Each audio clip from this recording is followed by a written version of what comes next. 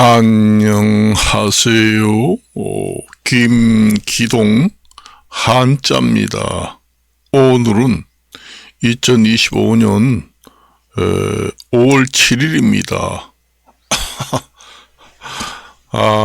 저도 사실상 요즘에 우리나라 노인 빈곤율이 OECD 국가에서 가장 높다. 그리고 저도 서울교통공사 저도 공무원 9급 공무원도 합격해서 한 4년 정도 했고, 그 다음에 원주 최신청에도 근무를 했고, 또 다른데 여러 군데도 근무를 했고, 그래 서울교통공사에서 근무를 하다가 퇴직을 해서 서울교통공사에 근무할 때 서울지하철공사 노조위원장 배일도 노조위원장 시절에 했습니다. 배일도 노조위원장도 국회의원을 지냈던 분입니다. 그래서 노후대책으로 이용사, 미용사 자격증을 70대 후반에 취득을 해가지고 소일거리 삼아 창업을 해서 먹고 살고 또 얘기장단할 사람이 많잖아요. 그렇습니다.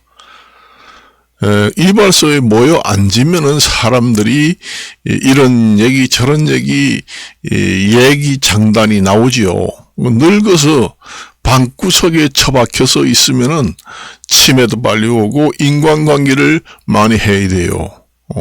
그리고 이제 노후 대책으로 노인들이 옛날에는 화이트 칼라라고 해서 펜대만 굴려서 먹고 사는 걸 가장 최고의 직업으로 생각했죠.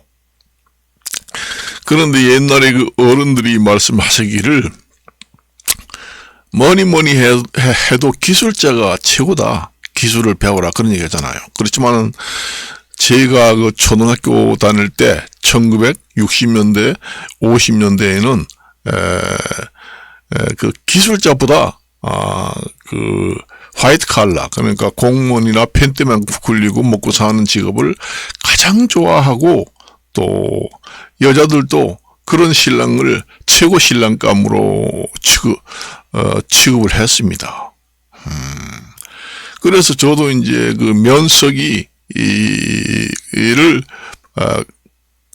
공무원 면석이 한 9급 시험을 봐서 합격을 했죠.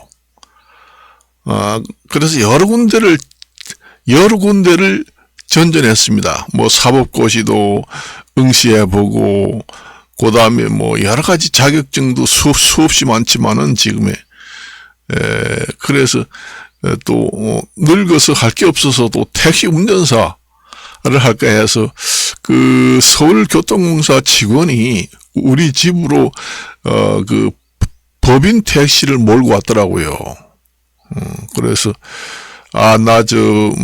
법인 택시 한 3, 4년 몰면은 개인 택시 할 수 있어서 정년퇴직하고 할 일이 없어서 개인 택시나 하나 사가지고 슬슬 몰면서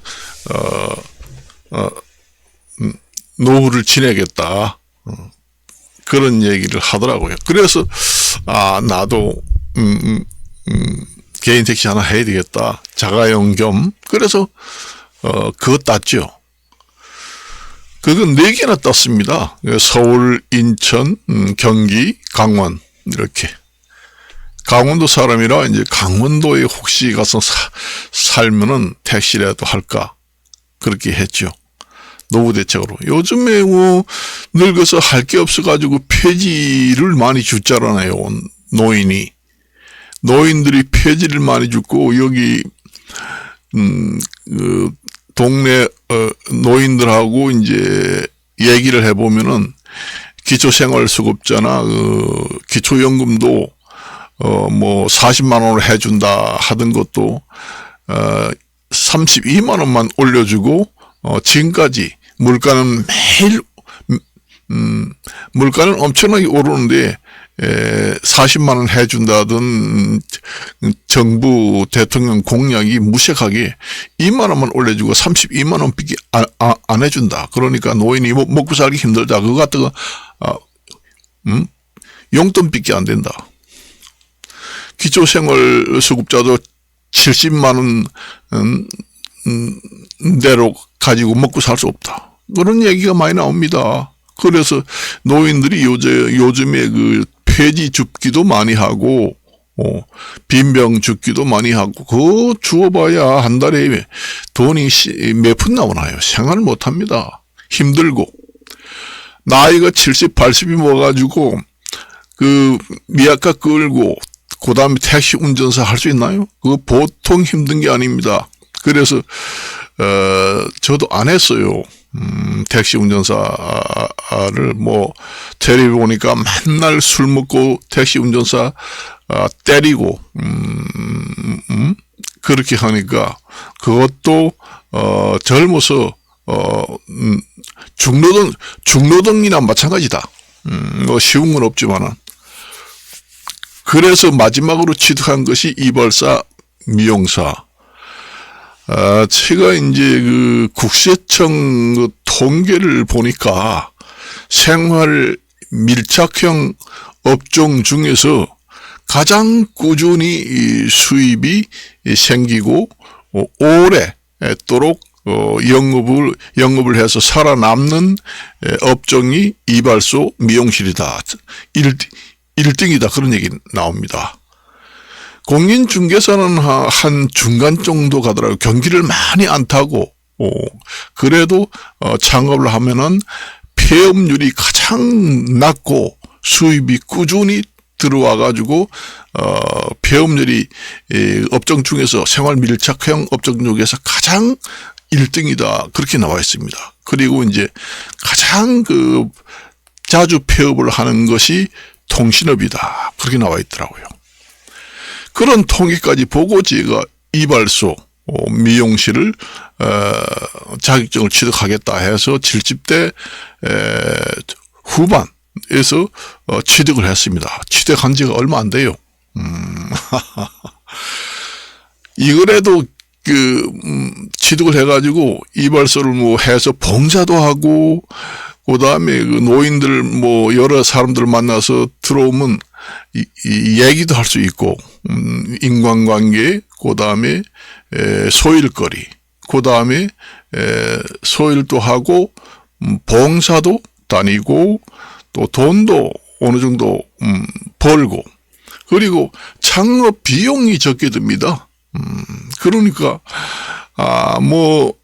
이발소 가게라는 것이 2평이나 3평이라도, 생활 근린 시설이면은, 영업 허가가 떨어집니다. 그러니까, 가게도 큰 거 얻을 필요가 없다는 얘기죠. 가게도 얻을 필요가 없다. 그런 얘기죠. 가게도 조그마한 거 얻어서 하니까 경제적이고, 가위하고 빗만 있으면 됩니다. 그리고 이제 자외선 소독기에다가 의자, 요 정도, 거울, 요 정도만 갖다가 창업을 하게 되면은 가장 창업 비용이 적게 든다. 그리고 경기를 타지 않는다. 그런 생각으로 이제 저도 이발소, 미용사 자격증을 취득했습니다. 사실상. 이것도 자기가 머리 스타일을 잘 깎아내면은, 손님들이 와서 머리 잘 깎는다 소리가 나면은, 이거 기천만 원씩 나옵니다, 한 달에. 잘 되는, 바버샵 같은 게 시설도 좋고, 그다음에 투자를 많이 하고 그다음에 기술도 좋고 머리 잘 깎고 하면은 상당한 수입원이 된다 그렇게 봅니다. 아니면은 뭐 종로 3가 같은 데 가면은 머리 깎는데 5,000원이잖아요. 5,000원짜리도 있고 몇만 원, 10만 원짜리도 있고 그렇습니다. 그래서 노후 대책으로 가장 늙어서 뜨끈뜨끈한 그 실내 방에서 위험하지도 않고 가위만 가지고 100살 가까이 건강만 하면 할 수 있다. 그리고 이제 나이 먹으면은 자기가 무리하지 않고 하루에 한 10명, 20명만 받고 일찍 마감을 한다.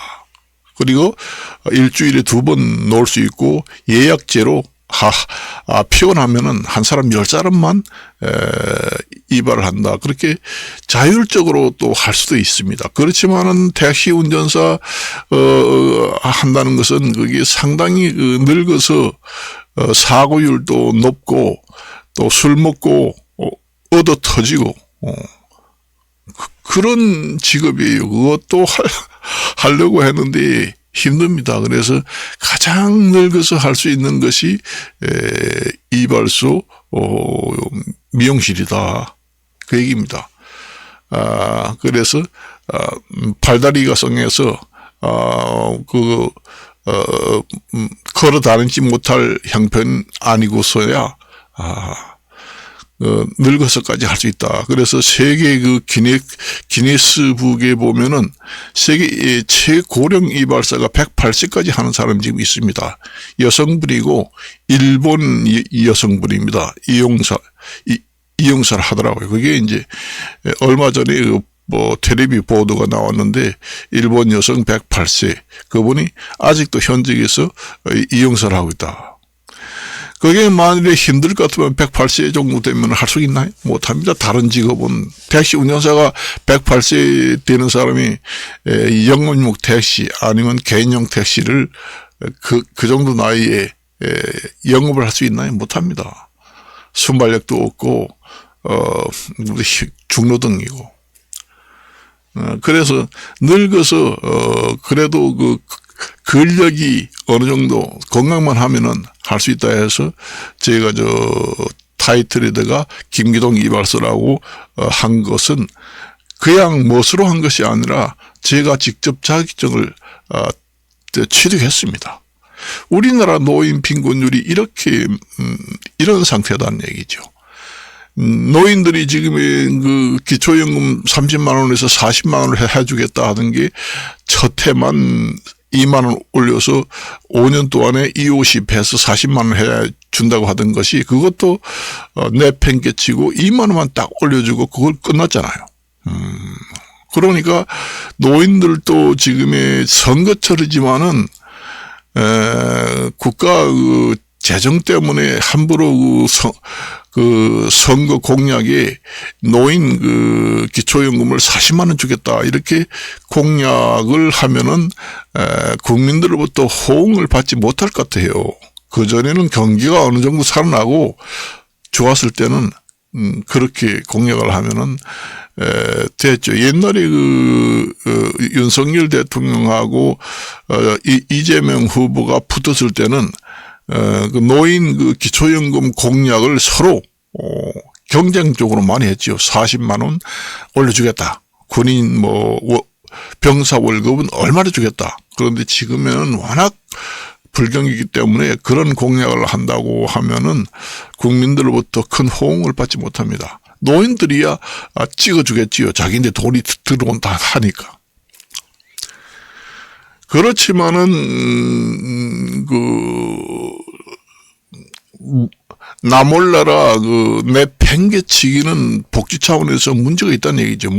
아동수당은 얼마 올려준다, 뭐는 얼마 준다, 그 다음에 인구 절벽에서 인구 증가 정책으로 얼마를 투자를 하고 준다, 이런 차원에서 보면은 많이 올려주지 못하는 한이 있더라도 공약으로 35만 원 정도 해준다. 이렇게 해주는 것은 국민들로부터 정말로 국가 재정이 지금 어렵고 국가 부채도 많은데 참 한 5만 원 정도 올려준다 하는 것도 노인들한테는 엄청난 큰 돈입니다. 이렇게 물가가 많이 올랐을 때 요즘에 국가 부채도 많기 때문에 10만 원 공약은 힘들고 5만 원 정도를 올려주고 앞으로 이제 노인 연령을 70세로 하고 70세 앞으로 노인 연령을 순차적으로 70세로 하고 좀 나이 많이 먹고 활동이 불가능한 사람들한테 기초연금을 32만 원에서 35만 원으로 올려주겠다. 지금 32만 원 받잖아요. 그런데 3만 원 더 올려주겠다 해서 35만 원 공약을 하게 되면은 그거는 국민들이 그래도 국가에서 전혀 내팽개치지 않고 조금이라도 올려주는구나 찔끔 공약을 한다고 해도 노인들한테는 한 달에 5만 원을 더 준다고 해도 엄청난 돈입니다. 그게 먹고 사느냐 죽느냐 이런 문제까지 생긴다는 얘기예요. 한 달에 5만 원이면은 노인들한테는 50만 원이나 같은 그 효과가 나타납니다. 늙어서는 한 푼도 벌지 못하잖아요. 그런 공약은 국민들로부터 호응을 받을 수 있다. 그렇지만은 갑자기 10만 원을 올려줘가지고 40만 원을 채워주겠다. 나라 부채도 많고 또 힘든데 지나친 공약이다.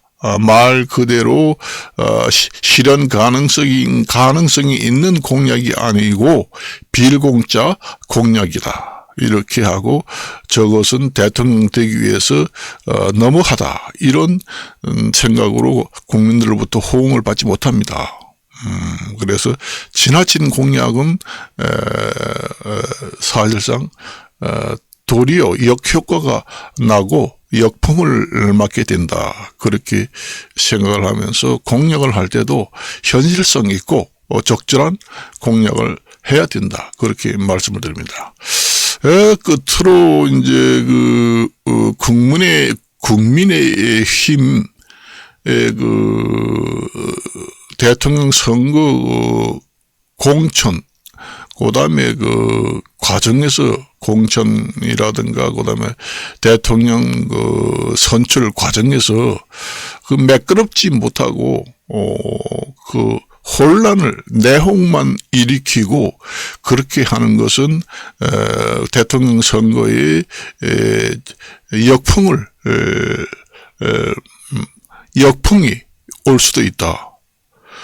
그러한 대통령 후보 경선 과정도 제대로 매끄럽게 말없이 무난하게 추진도 못하는 당이 무슨 집권을 하겠다고 대통령 후보를 내느냐, 이런 역풍을 맞을 수도 있습니다.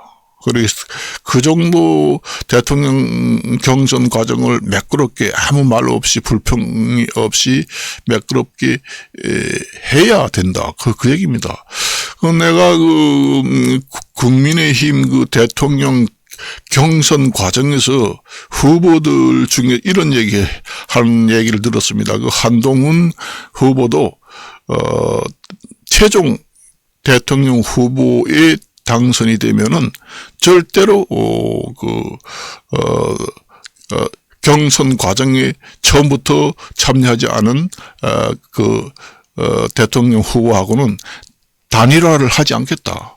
그러면서 마라톤 경기의 비유를 하면서 마라톤 선수가 41.95km를 다른 대통령 후보들은 처음부터